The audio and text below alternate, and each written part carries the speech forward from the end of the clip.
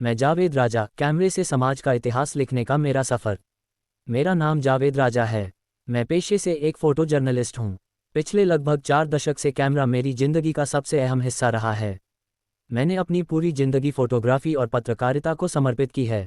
मेरे लिए कैमरा केवल तस्वीर लेने का साधन नहीं, बल्कि समाज की सच्चाई, इंसानी जज्बात और इतिहास को आने वाली पीढ़ियों तक पहुँचाने का माध्यम रहा है। फ़ोटोग्राफ़ी मैंने अपने बड़े भाई मरहूम एच. मास्टर साहब से सीखी। मेरे बड़े भाई गुजरात समाचार अखबार में फ़ोटोग्राफ़र थे। बचपन से ही मैं उन्हें कैमरे के साथ काम करते हुए देखता था। उनके काम, उनकी मेहनत और तस्वीरों के प्रति उनका जुनून मुझे बहुत प्रभावित करता था। धीरे धीरे कैमरे के प्रति मेरा लगाव बढ़ता गया और मैंने तय कर लिया कि मुझे भी इसी फील्ड में अपना करियर बनाना है। साल 1987 से मैंने फ़ोटोग्राफ़ी की शुरुआत की। उस दौर में आज जैसी डिजिटल तकनीक नहीं थी। फिल्म रोल वाले कैमरे होते थे और एक एक तस्वीर को बेहद मेहनत और धैर्य से तैयार करना पड़ता था। मैंने उसी दौर में सीखते हुए अपने काम की शुरुआत की। शुरुआत में मैंने देश के कई बड़े अखबारों के लिए फ्रीलांस फ़ोटोग्राफ़ी की। अलग अलग घटनाओं, सामाजिक कार्यक्रमों और लोगों की ज़िंदगी को अपने कैमरे में कैद करना मेरे लिए केवल काम नहीं बल्कि एक जिम्मेदारी थी। साल 1991 में अहमदाबाद से गुजरात टुडे अखबार की शुरुआत हुई। मैंने गुजरात टुडे के साथ फ़ोटोग्राफ़र के रूप में काम शुरू किया। यह मेरे करियर का एक अहम पड़ाव था। वहाँ काम करते हुए मैंने समाज के कई पहलुओं को बहुत करीब से देखा। मेरी कोशिश हमेशा यही रही कि मेरी तस्वीरें केवल खबर न बने, बल्कि समाज की भावनाओं और सच्चाइयों को भी बयान करें। इसके बाद साल 1993 में मुझे देश के प्रतिष्ठित अखबार इंडियन एक्सप्रेस के साथ काम करने का मौका मिला। मैंने इंडियन एक्सप्रेस में फ़ोटोग्राफ़र के रूप में ज्वाइन किया। यह मेरे जीवन का एक बड़ा मुकाम था। वहाँ मैंने लगभग 32 साल तक अपनी सेवाएं दीं। इस लंबे सफ़र में मैंने गुजरात की अनगिनत बड़ी घटनाओं को अपने कैमरे में कैद किया। मैंने दंगे देखे, चुनाव देखे, प्राकृतिक आपदाएं देखीं, सामाजिक आंदोलन देखे, खेल जगत की उपलब्धियां देखीं और आम इंसान के संघर्ष को भी बहुत करीब से महसूस किया। कई बार ऐसी परिस्थितियां भी आईं जहां जान का खतरा था, लेकिन एक फ़ोटो जर्नलिस्ट के तौर पर मेरा फ़र्ज था कि सच्चाई को कैमरे में कैद कर लोगों तक पहुंचाऊं। मेरे लिए पत्रकारिता केवल पेशा नहीं रही, बल्कि समाज की सेवा का माध्यम रही है। मैंने हमेशा कोशिश की कि मेरी तस्वीरें इंसानियत, सच्चाई और समाज की आवाज़ बने। कैमरे ने मुझे बहुत कुछ सिखाया, लोगों का दर्द समझना, समाज की वास्तविकता को देखना और हर तस्वीर के पीछे छिपी कहानी को महसूस करना। इंडियन एक्सप्रेस से रिटायरमेंट के बाद मैंने अपने जीवन के सबसे महत्वपूर्ण प्रोजेक्ट पर काम शुरू किया। आज मैं मुस्लिम ऑफ गुजरात नाम से एक कॉफ़ी टेबल बुक तैयार कर रहा हूँ। ये किताब मेरे दिल के बहुत करीब है। मैं चाहता हूँ कि गुजरात के मुस्लिम समाज की सकारात्मक पहचान और उनकी उपलब्धियाँ आने वाली पीढ़ियों तक पहुँचे। इस किताब में गुजरात के अलग अलग जिलों से लगभग 200 मुस्लिम हस्तियों को शामिल किया जा रहा है। ये वे लोग हैं जिन्होंने शिक्षा, खेल, सामाजिक सेवा, लोक कला, साहित्य, संगीत, व्यापार और कई अलग अलग क्षेत्रों में गुजरात और देश का नाम रोशन किया है। मुझे हमेशा यह महसूस हुआ कि मुस्लिम समाज के कई ऐसे लोग हैं जिन्होंने बड़ी उपलब्धियां हासिल की, लेकिन उनकी कहानियां समाज और नई पीढ़ी तक सही तरीके से नहीं पहुंच पाईं। यही सोच इस किताब की प्रेरणा बनी। मैं चाहता हूं कि आने वाली पीढ़ी यह जाने कि गुजरात के मुस्लिम समाज ने देश और समाज की तरक्की में कितना बड़ा योगदान दिया है। इस किताब के लिए मैं खुद अलग अलग जिलों में जाकर लोगों से मिल रहा हूं, उनकी ज़िंदगी को समझ रहा हूं और उनके सफ़र को तस्वीरों और शब्दों में दर्ज कर रहा हूं। मेरे लिए ये केवल एक बुक नहीं, बल्कि समाज का एक ऐतिहासिक दस्तावेज है। मुस्लिम ऑफ गुजरात मेरा एक सपना है, एक मिशन है और समाज के प्रति मेरी छोटी सी जिम्मेदारी भी। मुझे उम्मीद है कि यह किताब आने वाले समय में लोगों के लिए प्रेरणा बनेगी और नई पीढ़ी को अपने समाज की महान हस्तियों के बारे में जानने का अवसर देगी। गुलाम मोहम्मद शेख वडोदरा के कला के शहंशाह। हिंदुस्तान में बहुत कम ऐसे लोग हैं जिन्हें एक साथ पद्मश्री और पद्म विभूषण जैसे देश के सर्वोच्च नागरिक सम्मान प्राप्त हुए हों। उन चुनिंदा और नसीबदार शख्सियतों में एक नाम है वडोदरा के विख्यात चित्रकार, लेखक और कला शिक्षाविद गुलाम मोहम्मद शेख। 1940 में गुजरात के सुरेंद्रनगर जिले में जन्मे गुलाम मोहम्मद शेख ने छोटी उम्र से ही चित्रकला के प्रति गहरी रुचि दिखाई। आर्थिक रूप से साधारण परिवार में पले बड़े शेख को बचपन में रंग और ब्रश खरीदने में भी कठिनाई होती थी, लेकिन उन्होंने कागज के टुकड़ों, पुराने कार्डबोर्ड और कोयले से ही अपनी कला का अभ्यास जारी रखा। ये जज्बा ही उन्हें वडोदरा के एम.एस. यूनिवर्सिटी के फाइन आर्ट्स फैकल्टी तक लेकर आया, जहां उन्होंने न केवल अपनी कला को निखारा बल्कि आने वाली पीढ़ियों को भी प्रेरित किया। कला शैली और प्रमुख कृतियां। गुलाम मोहम्मद शेख की पेंटिंग्स भारतीय इतिहास, संस्कृति और मिथकों को आधुनिक दृष्टिकोण से पेश करती हैं। उनकी रचनाओं में पारंपरिक भारतीय मिनिएचर शैली और समकालीन कला का अनोखा मेल दिखाई देता है। उनकी कुछ चर्चित कलाकृतियां हैं: returning home after a long absence, city for sale, two women, Savitri. कले, लेखन और साहित्य के योगदान। गुलाम मोहम्मद शेख केवल चित्रकार ही नहीं बल्कि एक संवेदनशील लेखक और कवि भी हैं। उन्होंने कई किताबें लिखी और संपादित की, जिनमें शामिल हैं कंटेम्पररी आर्ट इन बड़ौदा, कथा चरित, गुजराती कविता संग्रह, अथवा देशकल, अंतर्राष्ट्रीय पहचान। उनकी कला का प्रदर्शन दुनिया के कई बड़े शहरों और प्रतिष्ठित कला दीर्घाओं में हुआ है। Tate Modern, London, the National Gallery of modern Art, Nai Delhi और Mumbai, museum of modern art, Oxford, Singapore Art Museum, Sharjah Biennale. Bharat सरकार ने उनके योगदान को मान्यता देते हुए उन्हें 1983 में पद्मश्री और आगे चलकर 2014 में पद्म विभूषण से सम्मानित किया। यह उपलब्धि उन्हें भारतीय कला जगत के शीर्ष स्थान पर स्थापित करती है। प्रेरणादायक प्रसंग। कभी एक इंटरव्यू में गुलाम मोहम्मद शेख ने बताया कि छात्र जीवन में एक बार उन्होंने अपनी पेंटिंग एक प्रदर्शनी में लगाई, लेकिन किसी ने खरीदी नहीं। निराश होने के बजाय उन्होंने सोचा, शायद मेरी कला को और मेहनत की जरूरत है। उसी क्षण उन्होंने तय किया कि वे कला को केवल बेचने के लिए नहीं, बल्कि अपने विचार और समाज की कहानी कहने के लिए बनाएंगे। यही सोच आज उनकी हर रचना में झलकती है। आज भी गुलाम मोहम्मद शेख कला जगत में एक प्रेरणा के रूप में माने जाते हैं, एक ऐसे कलाकार जिनकी कलम और कूची ने भारत की सांस्कृतिक पहचान को और अधिक समृद्ध किया। हिबा इब्राहिम लोबी और शहीद अल्लाह खां की। गुजरात की आदिवासी महिला हिबा इब्राहिम लोबी को पद्मश्री सम्मान भी मिला हुआ है। हिबा इब्राहिम लोबी सिद्दी समुदाय की गौरव गाथा। जूनागढ़, गुजरात के जाम्बुर गांव की सिद्दी जनजाति से ताल्लुक रखने वाली हिबा इब्राहिम लोबी को भारत सरकार ने पद्मश्री पुरस्कार से नवाजा है। ये सम्मान उन्हें सिद्दी समुदाय, विशेषकर महिलाओं और बच्चों के उत्थान के लिए किए गए उनके अनुकरणीय कार्यों के लिए मिला है। सिद्दी समुदाय अफ्रीकी मूल की एक जनजाति है जो गिर के जंगलों के पास स्थित जाम्बुर गांव में निवास करती है। यही इलाका एशियाई शेरों का भी घर है। हिरबाई की प्रेरणादायक यात्रा। बचपन में रेडियो के माध्यम से उन्होंने महिलाओं के विकास से जुड़ी जानकारियां जुटाई। उन्होंने आगा खान फाउंडेशन के साथ अपने सामाजिक कार्यों की शुरुआत की और बाद में बैफ जैसे किसान संगठन से जुड़ गई। 700 से अधिक महिलाओं को बैंक खाता खोलने, बचत करने और खेती के गुर सिखाए। सामाजिक संगठनों के जरिए अनेक महिलाओं को रोजगार के अवसर उपलब्ध कराए। 2004 में महिला विकास फाउंडेशन की स्थापना की। व्यक्तिगत जीवन। हिरबाई ने अपने माता पिता को बचपन में ही खो दिया था। उनकी परवरिश उनकी दादी ने की। उन्होंने अपने समुदाय के बच्चों के लिए कई बालवाड़ियां, किंडरगार्टन्स शुरू की ताकि शिक्षा की नींव मजबूत हो सके। सम्मान और समर्पण। उन्हें रिलायंस रियल अवार्ड, जानकी देवी बजाज पुरस्कार और ग्रीन अवार्ड जैसे प्रतिष्ठित सम्मानों से नवाजा गया है। जब उन्हें पहला $500 का पुरस्कार मिला तो उन्होंने वो पूरा पैसा अपने गांव के विकास में लगा दिया। NI से बात करते हुए उन्होंने कहा, मैंने जंगल में पेड़ नहीं लगाए, लेकिन जंगल को कटने से जरूर बचाया है। हर देशवासी के लिए प्रेरणा स्रोत। शहीद अल्लाह रखा उंजाम, एक वीर सपूत की अनकही कहानी। फोटो में जो हाथों में मोमेंटो लेकर खड़े हैं वे शहीद अल्लाह रखा उंजाम के माता पिता हैं, अपने बेटे की बहादुरी और बलिदान की अमर निशानी के साथ। एक छोटी सी अपील, आप सभी से निवेदन है कि वीडियो को लाइक, शेयर और सब्सक्राइब अवश्य करें। साथ ही कमेंट बॉक्स में अपने विचार जरूर साझा करें। वीरता की मिसाल। गुजरात के गांधीनगर स्थित अक्षरधाम मंदिर पर हुए आतंकी हमले के दौरान देश की रक्षा करते हुए शहीद हुए अल्लाह रखा उंजाम ऐसे वीर सपूत थे जिनका नाम भले ही बहुत से लोगों को ज्ञात नहीं है, लेकिन उनका बलिदान अमिट है। शहीद अल्लाह रखा गुजरात राज्य आरक्षित पुलिस बल, स्टेट रिजर्व पुलिस फोर्स के जवान थे।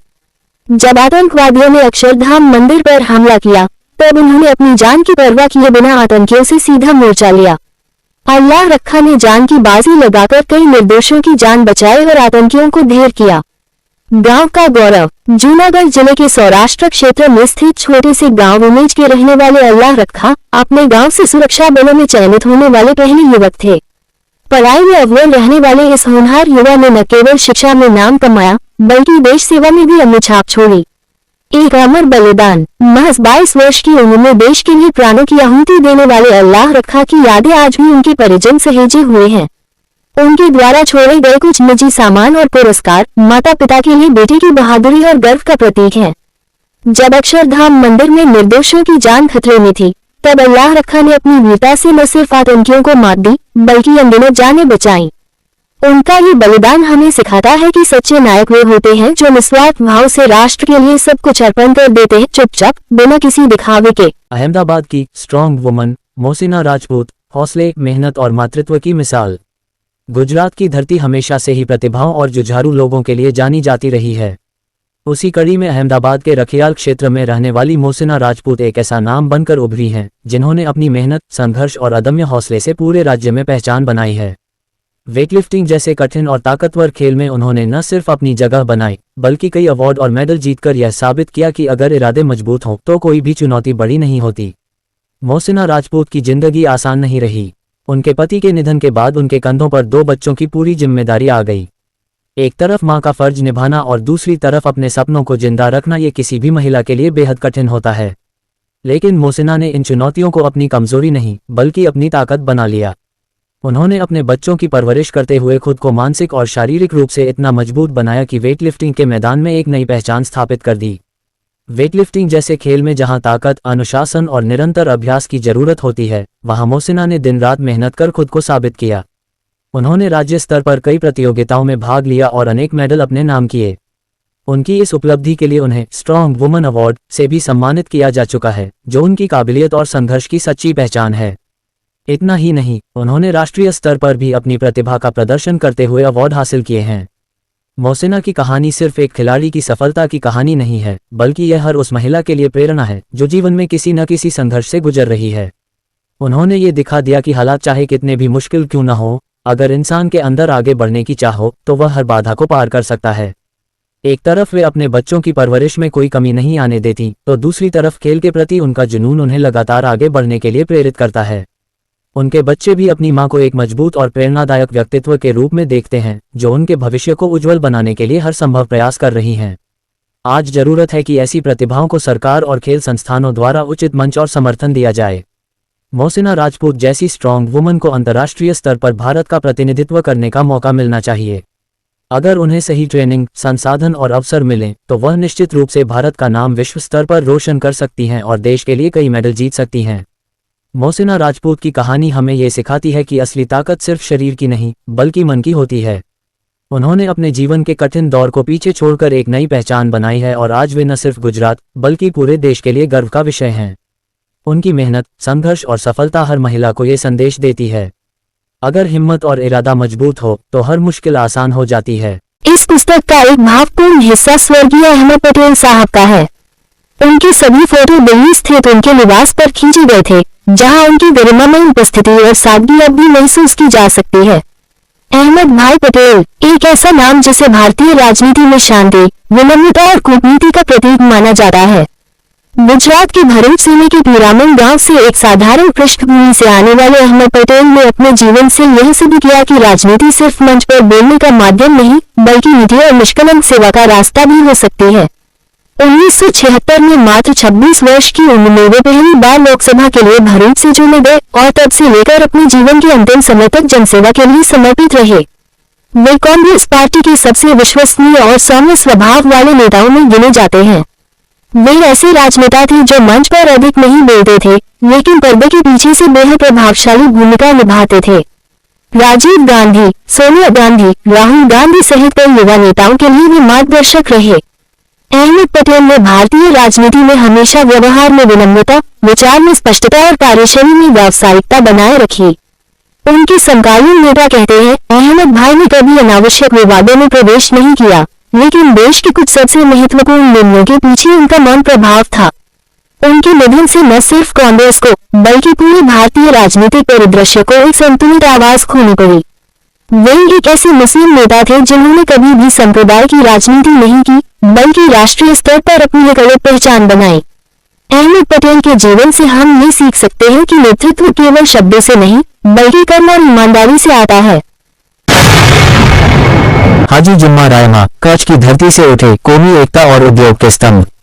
कच्छ की पारंपरिक मालधारी पृष्ठभूमि से निकलकर गुजरात के प्रमुख उद्योगपतियों और कांग्रेस नेताओं में शुमार होने वाले हाजी जुम्मा रायमा ने यह सिद्ध किया है कि अगर नीयत साफ हो और मेहनत में ईमानदारी हो तो कोई भी व्यक्ति बुलंदियों तक पहुंच सकता है। हाजी जुम्मा रायमा न केवल एक सफल उद्योगपति हैं, बल्कि वह सामाजिक समरसता और कौमी एकता के मजबूत पैरोकार भी हैं। उनकी पहचान सिर्फ व्यापार तक सीमित नहीं है, वह कच्छ और गुजरात के मुस्लिम समाज में एक मार्गदर्शक, नेता और मददगार के रूप में प्रसिद्ध हैं।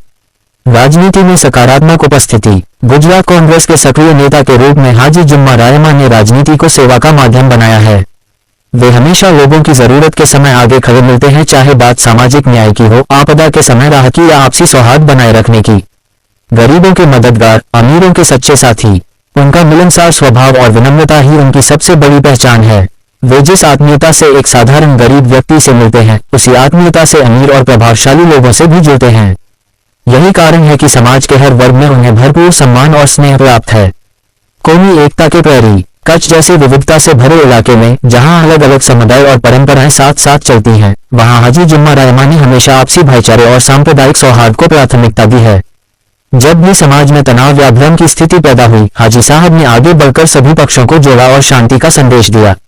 एक प्रेरक व्यक्तित्व। हाजी जुम्मा रहमान जैसे व्यक्तित्व समाज के लिए एक प्रेरणा है, जिन्होंने परिश्रम, सेवा और सद्भाव को अपना मूल मंत्र बनाकर समाज और राजनीति दोनों में सार्थक योगदान दिया। आज हमारी coffee table book Muslims of Gujarat में हम जिस शख्सियत की बात कर रहे हैं वह है मकबूल अहमद अनारवाला। अनारवाला साहब की पहली पोस्टिंग 1992 में अहमदाबाद में एसीपी के रूप में हुई थी। तब मैं गुजरात टुडे अखबार में फोटो जर्नलिस्ट था। उसी दौरान उनसे एक ऐसा रिश्ता बना जो आज भी परिवार जैसा ही है। 1993 में मैंने इंडियन एक्सप्रेस अखबार ज्वाइन किया और अनारवाला साहब को भी लगातार प्रमोशन मिलते रहे। वे गुजरात के अलग अलग शहरों में बड़े पुलिस ऑफिसर के रूप में अपनी सेवाएं देते रहे। कहीं डीसीपी तो कहीं पुलिस ट्रेनिंग सेंटर के चीफ के तौर पर वे अपनी पहचान बनाते गए। इंडियन एक्सप्रेस में रहते हुए मुझे पूरे गुजरात में घूमने का होता था। हर उस शहर में जहां जहां अनारवाला साहब की पोस्टिंग होती थी, मैं उनसे मिलता रहता था। 1992 से शुरू हुआ ये रिश्ता हमारे रिटायरमेंट के बाद भी कायम रहा। मकबूल अहमद अनारवाला एक प्रेरणादायक एप्स जीवन यात्रा। एप्स अधिकारी मकबूल अहमद अनारवाला का नाम गुजरात पुलिस सेवा में एक प्रतिष्ठित और सम्मानित अधिकारी के रूप में जाना जाता है। उनका पुलिस सेवा में सफर 1992 में अहमदाबाद में एसबीडीपी के रूप में शुरू हुआ। इसके बाद उन्होंने विभिन्न पदों पर कार्य करते हुए अपने कर्तव्यों को निष्ठापूर्वक निभाया। मकबूल अहमद अनारवाला साहब का शिक्षा के प्रति समर्पण उन्हें सिविल सेवा की ओर ले गया। एप्स में चयन के बाद उन्होंने अपनी पहली पोस्टिंग अहमदाबाद में एसबीडीपी के रूप में की। उनके नेतृत्व में उस समय शहर में कई महत्वपूर्ण अभियानों को सफलतापूर्वक अंजाम दिया गया। पुलिस सेवा में उपलब्धियां। अनारवाला साहब की कार्यशैली में अनुशासन, कर्तव्यनिष्ठा और ईमानदारी की झलक मिलती है। उनके कार्यकाल के दौरान अहमदाबाद में एसबीडीपी के रूप में उन्होंने अपराध नियंत्रण के लिए कई सफल ऑपरेशंस का नेतृत्व किया। उन्हें गुजरात के विभिन्न शहरों में डीसीपी पद पर पदस्थ किया गया। पुलिस ट्रेनिंग सेंटर के चीफ के रूप में उन्होंने युवा अधिकारियों को प्रशिक्षण देकर उन्हें एक आदर्श पुलिस अधिकारी बनने के लिए प्रेरित किया। आईजीपी के रूप में अंतिम पद स्थापना। मकबूल अहमद अनारवाला साहब की अंतिम पोस्टिंग आईजीपी के रूप में रही। इस पद पर रहते हुए उन्होंने गुजरात पुलिस के कई महत्वपूर्ण अभियानों का नेतृत्व किया। उनके कार्यकाल के दौरान कानून व्यवस्था को सुदृढ़ बनाने के लिए कई प्रभावी नीतियों को लागू किया गया। सेवानिवृत्ति और वर्तमान जीवन। सेवानिवृत्ति के बाद भी अनारवाला साहब समाज सेवा के कार्यों में सक्रिय रूप से जुड़े हुए हैं। वे युवाओं को शिक्षा और करियर में आगे बढ़ने के लिए प्रेरित करते रहते हैं। उनके अनुभव और कार्यशैली आज भी युवा पुलिस अधिकारियों के लिए एक आदर्श हैं। निष्कर्ष। मकबूल अहमद अनारवाला साहब की जीवन यात्रा एक ऐसे अधिकारी की कहानी है जिसने कठिनाइयों के बावजूद अपने कर्तव्यों को सर्वोच्च प्राथमिकता दी। उनकी कहानी उन युवाओं के लिए प्रेरणादायक है जो पुलिस सेवा के माध्यम से समाज में सकारात्मक बदलाव लाना चाहते हैं। उनका योगदान गुजरात पुलिस सेवा और समाज के लिए सदैव यादगार रहेगा। पद्मश्री अब्दुल गफूर खत्री अजरक की आत्मा। जन्म स्थान अजरकपुर, कच्छ, गुजरात। परिचय। अजरक की मिट्टी से जुड़ी कला को विश्व स्तर पर पहचान दिलाने वाले अब्दुल गफूर खत्री कच्छ के उन दुर्लभ हस्तशिल्पकारों में से हैं जिन्होंने सदियों पुरानी अजरक प्रिंट की परंपरा को नया जीवन दिया। उन्होंने न सिर्फ इस पारंपरिक टेक्सटाइल को संरक्षित किया, बल्कि इसे ग्लोबल फैशन की दुनिया में स्थापित भी किया। उपलब्धियां। भारत सरकार द्वारा 2019 में पद्मश्री से सम्मानित। उनके नेतृत्व में अजरकपुर एक अंतर्राष्ट्रीय हस्तकला केंद्र के रूप में उभरा। पर्यावरण संवेदनशील और पारंपरिक प्राकृतिक रंगों की विधियों को पुनर्जीवित किया। विशेषताएं। गफूर खत्री का काम केवल कपड़े पर छपाई नहीं, बल्कि एक सांस्कृतिक विरासत का पुनर्जागरण है। उन्होंने इस कला को अगली पीढ़ियों तक पहुंचाने के लिए अनेक युवाओं को प्रशिक्षित किया। ईंट ढोने वाले मजदूर का बेटा यूपीएससी परीक्षा के लिए जाते समय हुआ जिसका एक्सीडेंट, फिर भी बना सबसे युवा IPS. Success story of IPS Safeen Hasan. Safeen Hasan की कहानी संघर्षों से भरी हुई है। पहले ही गरीबी ने हालात खराब कर रखे थे और तभी एक बार सिविल सेवा परीक्षा देने जाते समय उनका एक्सीडेंट भी हो गया। हालांकि उन्होंने हार माने बिना 22 साल की उम्र में खुद को देश का सबसे युवाइप्स बनाने में कामयाबी हासिल की। फॉलो करें। भारत की सबसे कठिन परीक्षाओं में से एक Union Public Service Commission Civil Services Examination UPSC CSE में कामयाब होने की एक कहानी आज हम आपके सामने लेकर आए हैं। ये परीक्षा भारत सरकार में उच्च पदों जैसे Indian police service IPS, Indian administrative service IAS और इंडियन फॉरेन सर्विस IFS के दरवाजे खोलने का माध्यम मानी जाती है। कई युवा मुश्किल परिस्थितियों से गुजरकर इस परीक्षा में सफल होते हैं और लाखों लोगों को प्रेरित भी करते हैं। ऐसी ही एक प्रेरणादायक कहानी है सफ़ीन हसन की, जो 22 साल की उम्र में इस परीक्षा में सफल होकर भारत के सबसे कम उम्र के IPS अधिकारी बन गए। UPSC success story of youngest IPS Safin Hassan bricklaborer son met with an accident while going for civil services exam। सबसे युवा IPS अधिकारी सफ़ीन हसन। माँ-पिता दोनों करते थे मजदूरी। जुलाई 1995 में गुजरात के पालनपुर के एक बहुत साधारण परिवार में जन्मे सफ़ीन हसन के माता पिता ने सीमित संसाधनों के बावजूद उनकी परवरिश के लिए कड़ी मेहनत की। माँ खाना पकाने का काम करती थीं और उनके पिता दिन में ईंट ढोने के अलावा शाम को गुजारा करने के लिए उबले अंडे बेचने का स्टॉल लगाने का काम करते थे। बड़ौदा की जामा मस्जिद से टीम इंडिया तक पठान बंधुओं की कहानी। आदाब, मुस्लिम ऑफ गुजरात ये यूट्यूब चैनल पर आप सभी का स्वागत है। हमारी coffee table book Muslim of Gujarat की झलक, ये बुक में गुजरात के लगभग 200 जितने मुस्लिम सुपरस्टार के फोटोज और लेख होंगे। कौन सोच सकता था कि बड़ौदा की जामा मस्जिद के आंगन में खेलते दो नन्हे बच्चे एक दिन भारत के लिए अंतर्राष्ट्रीय क्रिकेट खेलेंगे। मस्जिद के मुअज्जिन महबूब खान ने भले ही कभी ऐसा सपना न देखा हो, लेकिन नियति ने उनके उस अनकहे ख्वाब को भी साकार कर दिया। यह कोई चमत्कार नहीं था, न ही किसी सिफारिश का असर। ये सिर्फ और सिर्फ मेहनत, लगन और प्रतिभा की जीत थी। इरफान और यूसुफ पठान, दो नाम जो आज सिर्फ बड़ौदा ही नहीं पूरे भारत के लिए गर्व का विषय हैं। इन दोनों भाइयों की क्रिकेट यात्रा की शुरुआत मस्जिद के प्रांगण से हुई। वहीं से उन्हें क्रिकेट की पहली सीख मिली। इस सफर में उनके मार्गदर्शक बने मेहदी शेख, जो खुद बड़ौदा के पूर्व रणजी खिलाड़ी और एक समर्पित कोच रहे हैं। मेहदी शेख ने दोनों भाइयों की प्रतिभा को पहचाना और उन्हें निखारने में कोई कसर नहीं छोड़ी। शुरुआत में कोच का ध्यान यूसुफ पर ज्यादा था। उन्होंने हमेशा ये कल्पना की थी कि एक दिन यूसुफ घरेलू क्रिकेट में चमकेंगे, लेकिन किस्मत ने पहले छोटे भाई इरफान को मौका दिया। उन्होंने जूनियर इंडिया में जगह बनाई, पाकिस्तान के दौरे पर शानदार प्रदर्शन किया और फिर सीनियर टीम में भी जगह बना ली। इस बीच यूसुफ ने हार नहीं मानी। उन्होंने अपने खेल के हर पहलू में सुधार किया, गेंदबाजी, बल्लेबाजी और फील्डिंग, और खुद को साबित किया। अंततः उन्हें भी टीम इंडिया में जगह मिली। वह दिन जब दोनों भाई एक साथ भारत की जर्सी में मैदान पर उतरे, वह सिर्फ उनके परिवार के लिए नहीं बल्कि पूरे बड़ौदा के लिए गर्व का क्षण था। पिता महबूब खान की आंखों में खुशी के आंसू थे। उनके दोनों बेटे अब देश का नाम रोशन कर रहे थे। कोच मेहदी शेख की मेहनत भी रंग लाई थी। उनके दो शिष्य आज उस मुकाम पर थे जहां पहुंचने का सपना न जाने कितनों का अधूरा रह जाता है। इरफान और यूसुफ पठान की यह कहानी हमें ये सिखाती है कि चाहे शुरुआत कितनी भी साधारण क्यों न हो, अगर इरादे मजबूत हों और मेहनत में सच्चाई हो तो मंजिल जरूर मिलती है। आज ये दोनों सिर्फ बड़ौदा ही नहीं पूरे गुजरात और भारत के लिए गौरव हैं। जब सत्य की हार हुई, ज़किया जाफरी, एक स्त्री जो 2002 के सांप्रदायिक तूफान में मुस्लिम पीड़ितों को न्याय दिलाने की लड़ाई निचली अदालत से लेकर सुप्रीम कोर्ट तक अकेले लड़ती रहीं। 1 फरवरी 2025 की सुबह देश ने एक ऐसी आवाज खो दी जो 2 दशकों तक अन्याय के खिलाफ डटकर खड़ी रही। ज़किया जाफरी, उम्र 86 साल, लेकिन हौसला एक योद्धा जैसा। वो अकेली थीं। उनके पति एहसान जाफरी, कांग्रेस के पूर्व सांसद, 2002 के गुलबर्ग सोसाइटी नरसंहार में 68 अन्य लोगों के साथ जिंदा जला दिए गए थे। और ज़किया सिर्फ एक विधवा नहीं बनी, वो एक सवाल बन गईं। जब सब कुछ देखा और सुना गया तो न्याय क्यों नहीं हुआ? गुजरात दंगों के बाद उन्होंने हार नहीं मानी। 2006 से न्यायपालिका की दहलीज पर सालों गुजार दिए। उनका विश्वास कभी नहीं डगमगाया।